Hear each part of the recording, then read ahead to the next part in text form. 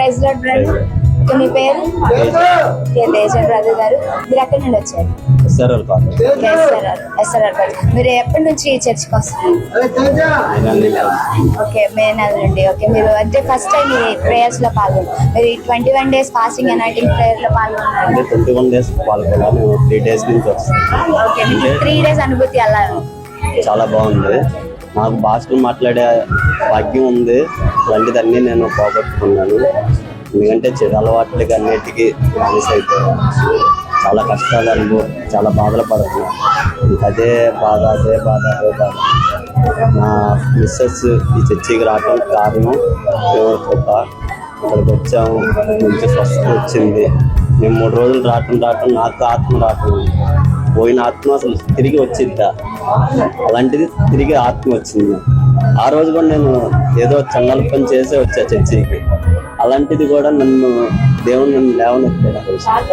భాషలు మాట్లాడతాను. భాషలు ఎంతో మంది అడుగుతారు, ఎవ్వరికే పట్టలేదు భాషలు. అలాంటిది నాకు ఆ రోజు ఇవ్వట్లేదు. కలిగిన దేవుడు కాబట్టి మనం ఇంకా గుర్తిస్తున్నాం. దేవుడికి ఎంత చెప్పినా మనం తక్కువే. కానీ చచ్చిపోయి ఉన్నాను, నన్ను లేపారు. పాస్టర్ గారు కూడా చెప్తున్నారు, చచ్చిపోతున్నా, అయిపోయింది చెప్పేసి ఇంట్లో కూడా అయిపోయిందమ్మా, జాగ్రత్తగా ఉందని చెప్పేసి అందరికి పెట్టినాను. అలాంటిది నేను లేసా. ఆయన ప్రార్థన ఎంత ఉందో పైన దేవుడి కృప కూడా అంతే ఉంది మన మీద. అది నేను చెప్పే సాక్ష్యం ఏంటంటే, నేను ఎంత నీచుడు అంటే అంత నీచుడిని. నాకు లేని అలవాటు అనేదే లేదు. ఈ చిన్న వయసులో అన్ని అలవాట్లు, డ్రగ్స్ కాని అన్ని తీసేసుకున్నాను. అన్ని అనుభవం ఉంది నాకు. ఎవ్వరు పెద్ద వయసు 80 సంవత్సరాలు చేయని వాళ్ళ వయసు నేను చేసా. ప్రతి ఒక్కటి డ్రగ్స్ కాడి నుంచి ప్రతి ఒక్కటి. ముందు పొద్దున్న సాయంత్రం తాగుతూనే ఉంటా. గంజాయిన ముద్దు నుంచి సాయంత్రం తాగుతా. దేవుడు నన్ను ఇంతగా లేవనెస్తున్నందుకు దేవుడు థ్యాంక్ యూ సో మచ్. మీ సాక్ష్యాన్ని పంచుకున్నందుకు. మీరు మరలా నూతనంగా బలం పొందుకున్నారు.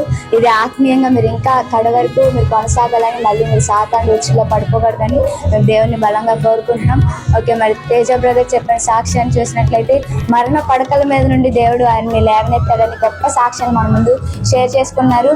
అలాగే మేము బాగా తాగుతాను, మద్యపాన శక్తి నాది, అలాగే చెడు వ్యసనాలకి బాగా లోనైన నన్ను కూడా దేవుడు విడిచిపెట్టలేదు.